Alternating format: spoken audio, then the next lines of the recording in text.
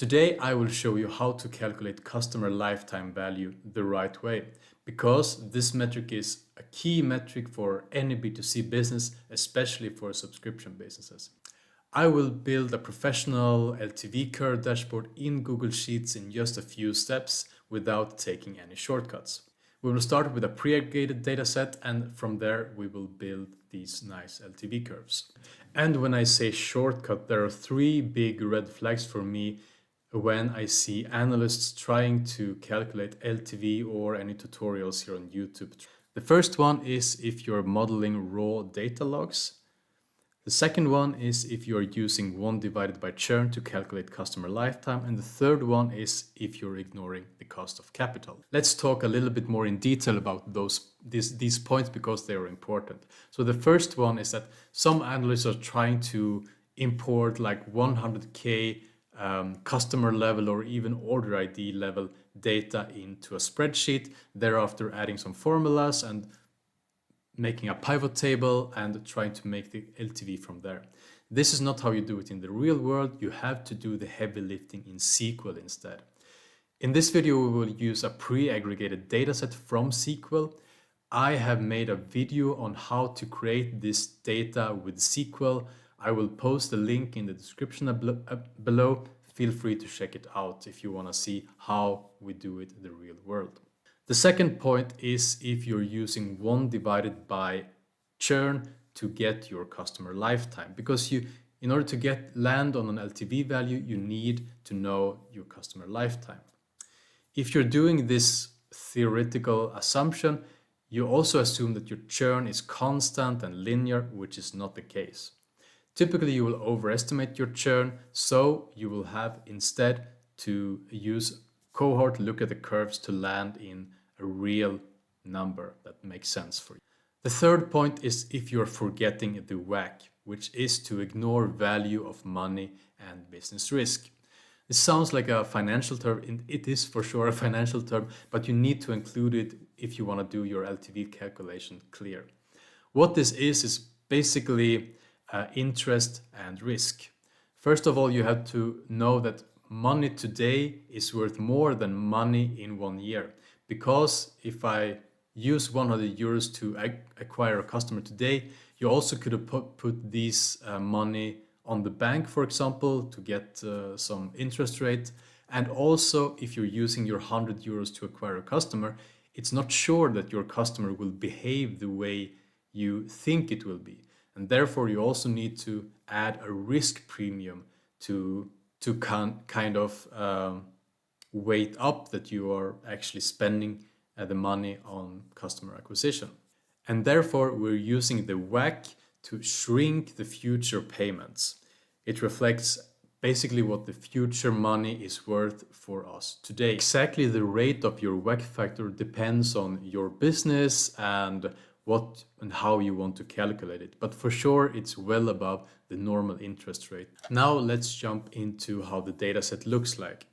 And as I mentioned before, this is a pre-aggregated dataset, and it has a very typical structure of how you would see it in the real world. What we have in this dataset is the first column is the cohort month, which is the month of the first purchase, defines which cohort the customer belongs to. The second month is the calendar month of the payment being recorded. Thereafter, we also have the month index column, which is basically months since first purchase. And we have the amount, which is the revenue this cohort generated in that given month. Also, finally, the cohort size, which is the total number of customers in this cohort, which we will use to normalize per user LTV. So if we're checking, for example, here, the amount, it starts for this cohort, the January 2023 cohort. It starts, obviously month 0 is the same month here. It starts with 150K amount and then it goes down a little bit. We can assume this is like kind of a subscription business. So we are churning a little bit and therefore the amount is going down when we are moving to a higher month index. The cohort size for this January 23 cohort is 2,848. And let's just scroll down a little bit, and here you see when we're flipping over to a new cohort, which is the February 2023 cohort, the size is 2,509. And you see the same structure here, right? We're starting with a high number and therefore it gradually is moving down. Let's start by calculating the discounted amount. So we will adjust this column, the amount here. So let's say discounted amount. And I will actually add a new sheet because it's always nice to have this flexible. So we will add it like here. 10% will be our WACC. In this case, as I mentioned before, this can be any number. It has to suit your business, right? In order to calculate the discounted amount, we will use the integrated PV formula in Google Sheets. And it takes a few different arguments. So the first one is the rate, which is your WACC factor adjusted by the numbers of periods you want to have. So in our case, we have the WACC, which is on a yearly basis. And as you saw previously, we're getting the payments in months, and therefore we need to divide this by 12.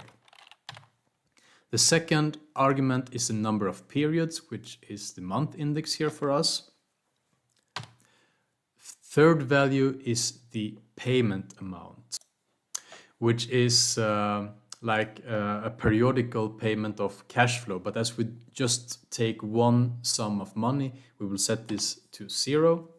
And the last argument is the future value, which we will have. And this is what we're having right here, like the amount that we want to discount back to today's value. And also because this function is assuming a cash flow, kind of a cash outflow, and we will get, if we're not doing something, if I'm doing it like this, you see we will get a minus here. And therefore in the formula, I will just put minus in front of here, and we will get the right sign of the values. I will just pull this down a little bit and we will see what's happening. So in month 0 for this cohort, you see that these values are the same, which makes sense, right? Because there is no time has been passed since we are making the adjustment.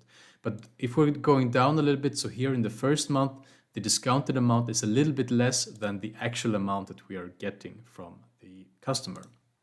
And it tends to increase over time.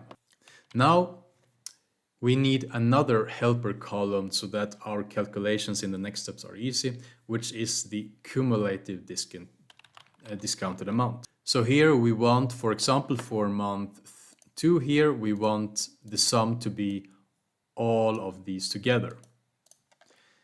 Important here also that we need it to reset when we are coming to a new cohort. So here, for example, it should start over at 0.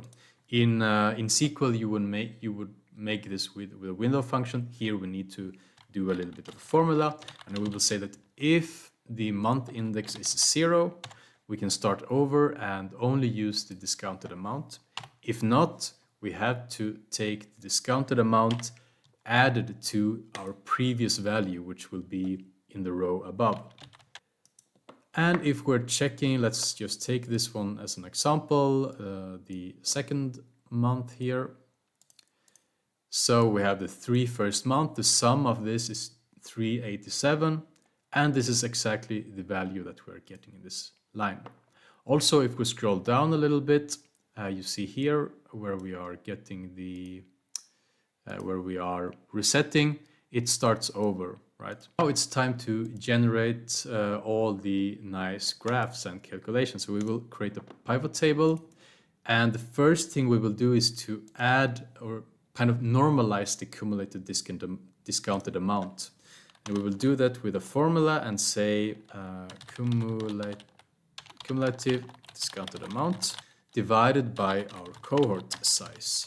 This value as such doesn't tell us that much actually, but we had to add something to the rows. So in the rows you are adding the cohort month, and in the columns we will add the month index. And all of a sudden this looks pretty interesting.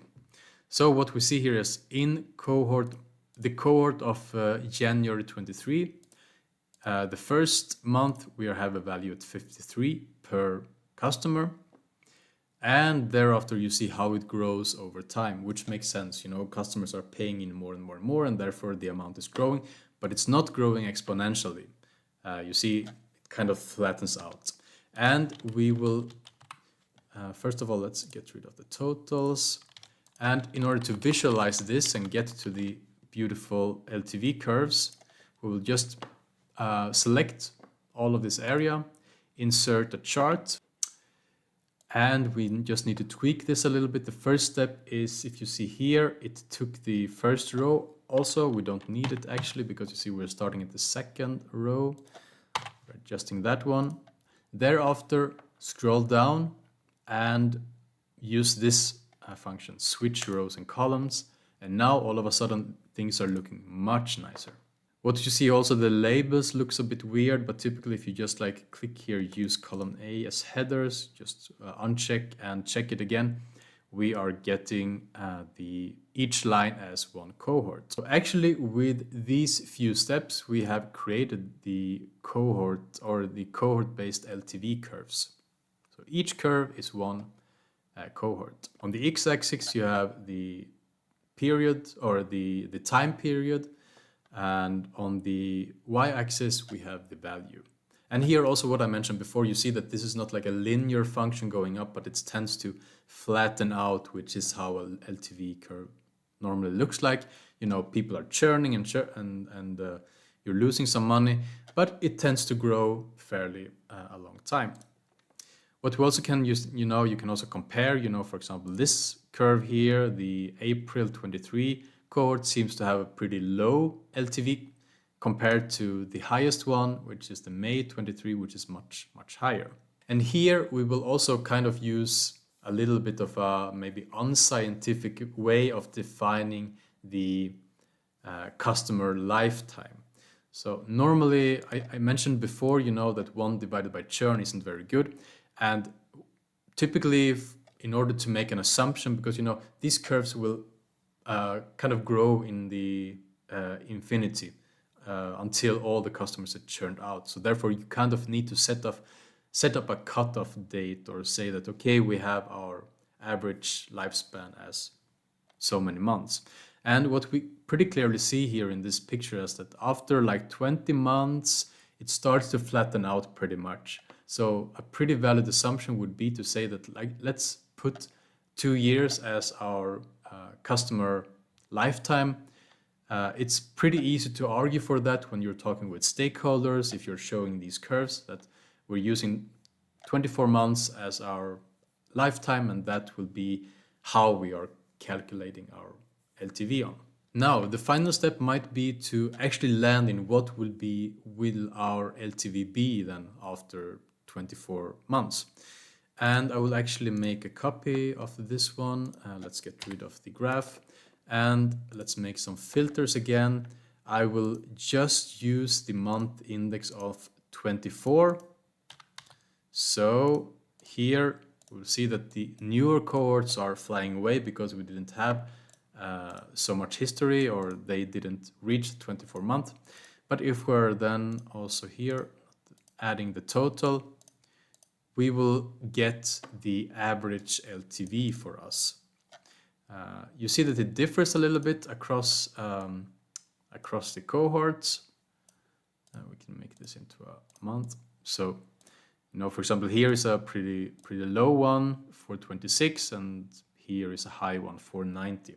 But if you're taking the average, it kind of makes sense that you will be landing in 459 after 24 months. With this, we've actually landed into a final LTV, and this will be kind of your North Star value when you're comparing this to your cost of acquisition. Also, for sure, the world is more complex, and when you're modeling this, you will also see that it's necessary to add more layers to your cohorts, maybe geographical information or acquisition source. Also, all LTV curves are not looking the same. They might be like steps if you're having different subscription periods. I will make some more detailed videos on this as well, but it's important to get the foundation right before starting to do more complex things. I hope you liked the videos. Please give a like. If you have any questions, just write them in the comments. And also, I'm posting a link to a Substack article where you can read about this in text.